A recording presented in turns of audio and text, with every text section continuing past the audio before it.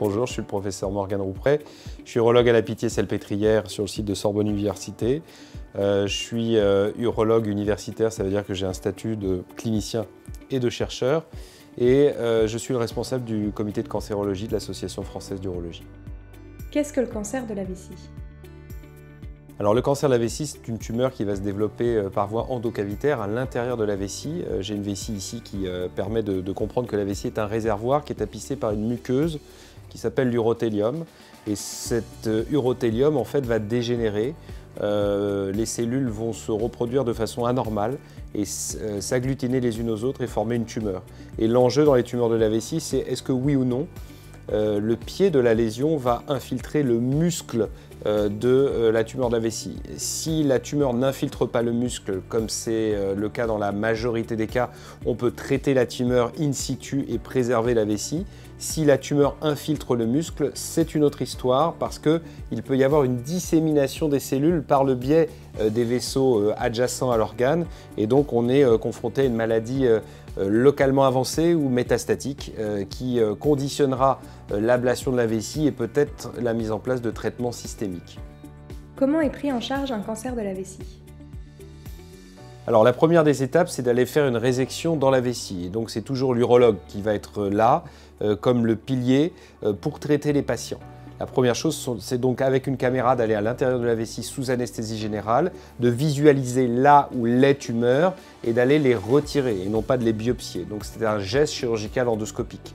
Les tumeurs ainsi retirées vont être envoyées à l'anatomopathologiste qui va regarder si oui ou non il y a une infiltration de la musculeuse, va nous donner le stade et le grade de la maladie. En fonction de ces trois éléments, nous allons stratifier les tumeurs de la vessie en fonction de leur capacité de récidive et leur capacité de progression et nous déciderons des traitements adjuvants.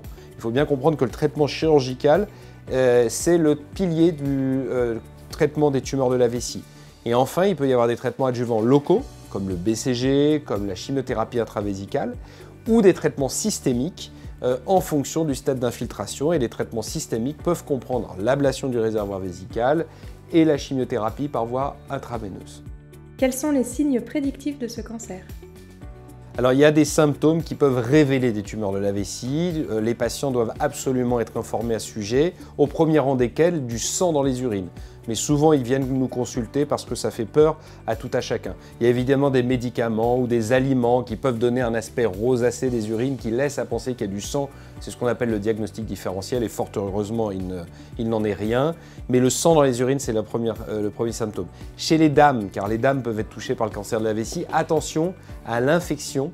Mal diagnostiqué, on vous dira c'est une cystite, c'est des sentiments de douleur, des sensations désagréables et il n'y a jamais d'examen bactériologique qui est positif. Et donc en cas de douleur urinaire avec des examens de bactériologie qui sont négatifs et des traitements d'antibiothérapie qui sont prescrits largue à manu, il faut tout de suite venir voir son urologue pour s'assurer par le biais d'un examen endoscopique qu'il ne s'agisse pas effectivement d'une tumeur de la vessie. Et enfin, dernier point, il peut y avoir une obstruction des reins par l'existence d'une tumeur de la vessie qui va dilater les reins et créer ce qu'on appelle une hydronéphrose, donc des signes d'insuffisance rénale ou des signes de colique néphrétique qui peuvent être révélateurs eux aussi d'une tumeur de la vessie, mais le plus fréquent reste le sang dans les urines.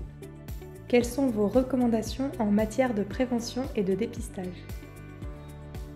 La première chose à faire, il vaut mieux prévenir que guérir, c'est une évidence, mais ce n'est pas toujours fait en médecine occidentale, c'est d'éviter autant que faire se peut de fumer. Parce que le facteur de risque majeur du tabac, la porte d'entrée dans l'organisme du tabac, c'est le poumon, la porte de sortie, c'est la vessie.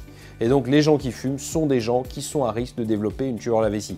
Pas tous, bien entendu, mais on n'est pas en capacité aujourd'hui de dire telle ou telle personne développera une maladie et telle ou telle personne n'en développera pas, donc on dit à tout le monde d'arrêter de fumer, ce qui est du bon sens.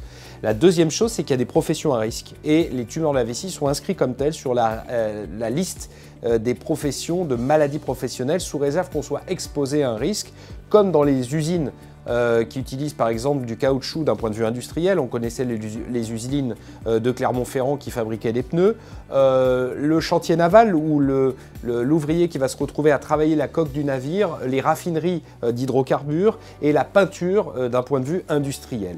Donc il y a des facteurs de risque, j'allais dire plus anecdotiques, moins prégnant aujourd'hui compte tenu de l'adaptation des postes de travail, mais le critère à retenir, c'est vraiment l'ingestion de tabac de façon chronique.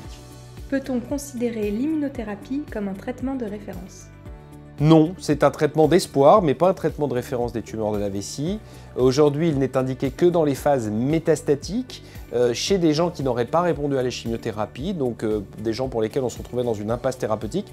Mais il faut savoir que sur des sites en France, en Europe, comme le nôtre, ici à la Pitié-Salpêtrière, nous avons beaucoup d'essais en investigation de l'intérêt de l'immunothérapie à des stades localisés, soit en intravésicale, soit par voie systémique. Donc aujourd'hui, en 2021, il est trop tôt pour dire que l'immunothérapie est une réponse au traitement des tumeurs de la vessie. Et ces immunothérapies feront partie de l'arsenal thérapeutique dans les prochaines années, mais il est prématuré de dire oui et de répondre positivement à votre question.